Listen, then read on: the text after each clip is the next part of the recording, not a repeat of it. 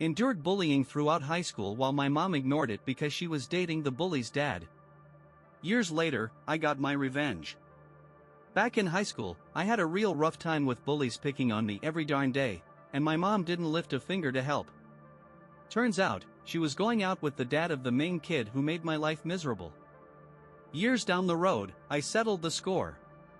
I'm 22 now, a woman, and I've been living far from home for the last 4 years.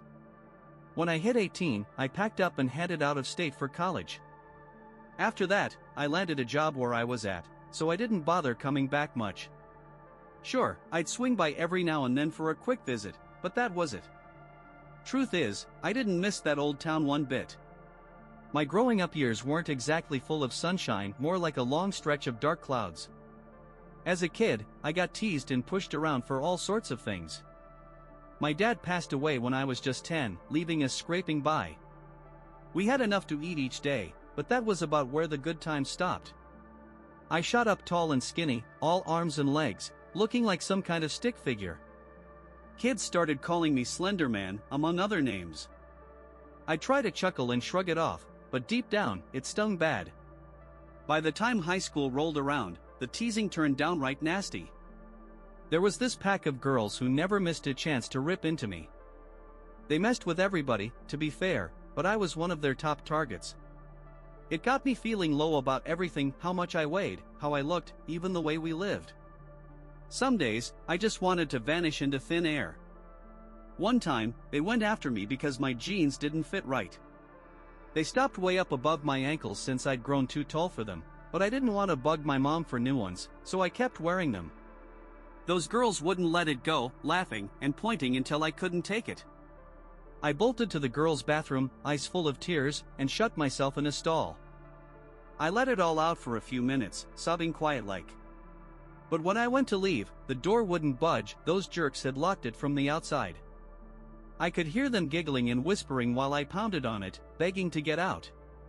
They only ran off when the janitor showed up and set me free. Even after that mess, I couldn't do much about it because of my mom. Early on, when the bullying started, I told her what was going on.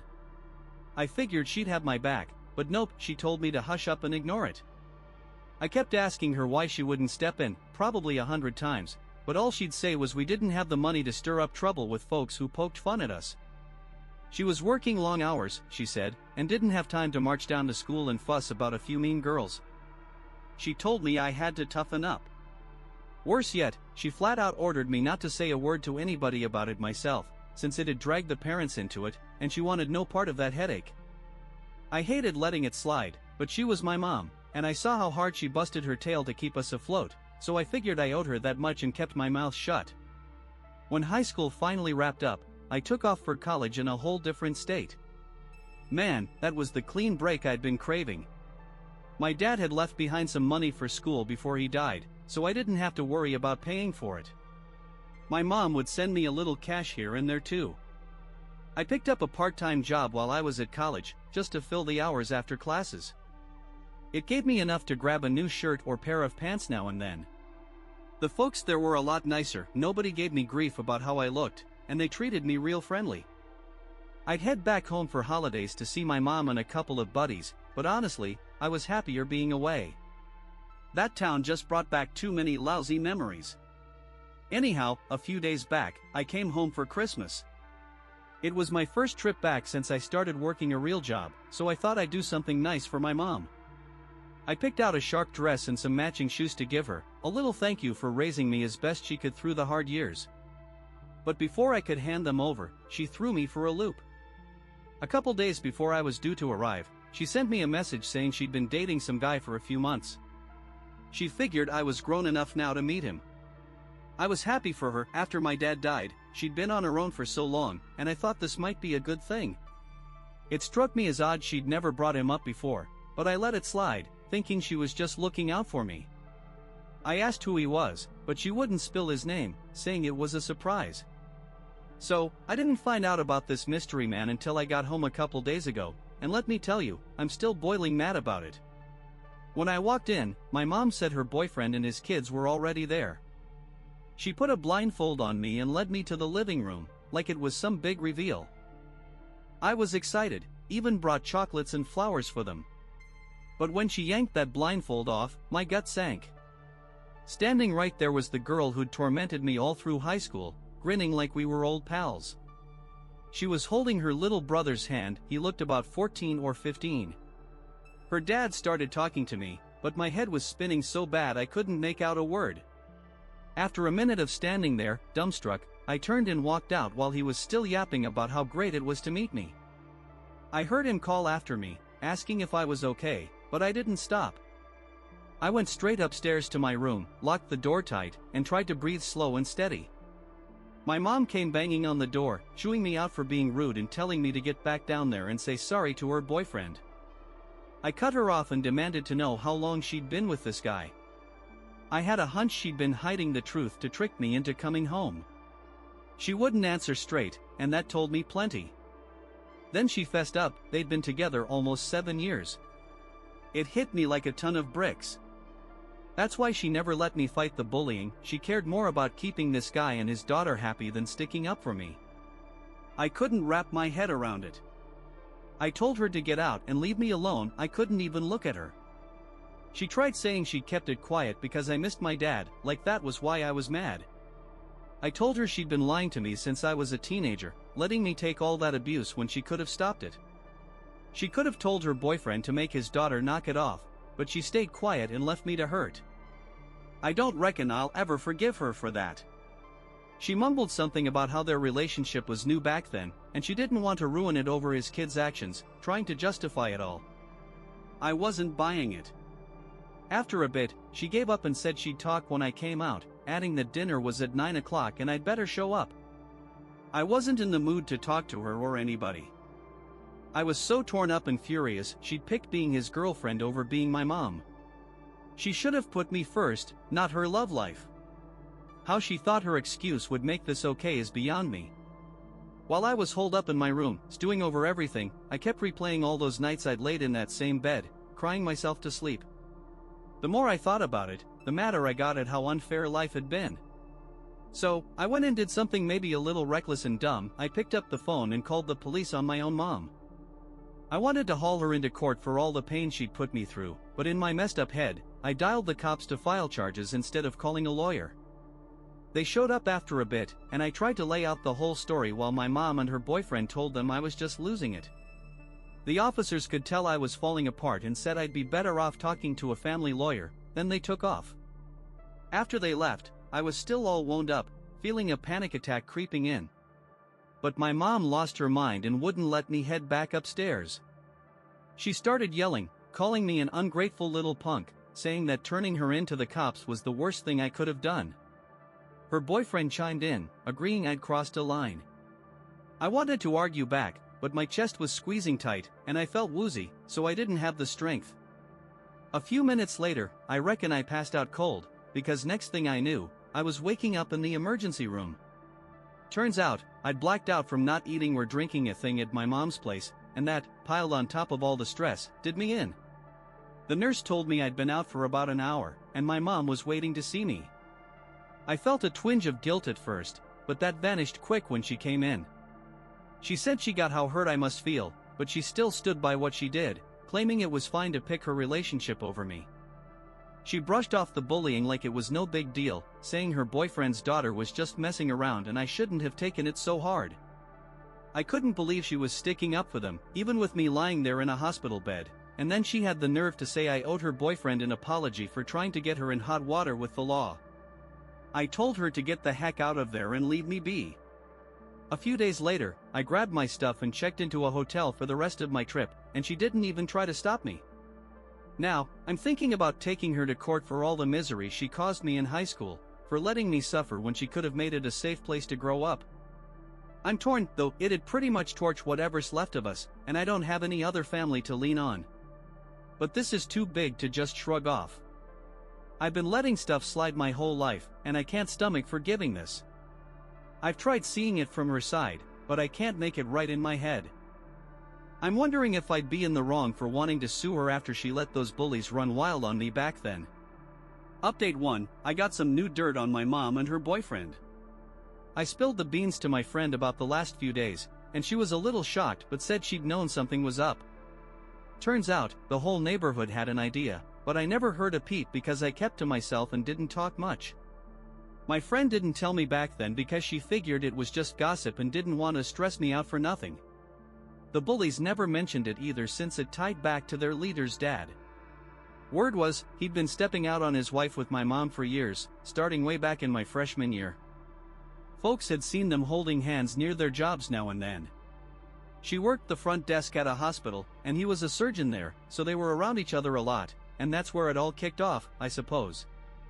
It floored me that everybody knew except me, and I beat myself up for being so quiet. If I'd had that info back then, it could have changed things.